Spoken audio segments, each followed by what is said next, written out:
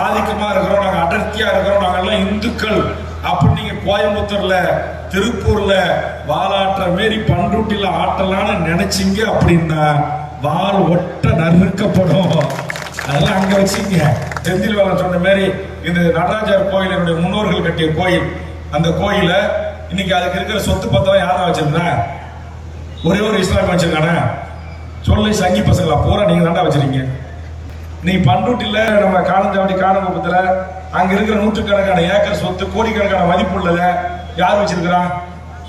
ஐயப்பன் கோயிலுக்கு போறவன், திருப்பதிக்கு மொட்டை போடுறவன், முருகனுக்கு வேல் குத்துறவன், முப்பூச படையல் பண்றவன் எல்லாம் என் சொந்த பந்தம் மாமா மச்சா பந்தம் பங்காளி பூரா இந்துக்கள் தான் வச்சிருக்கிறான்.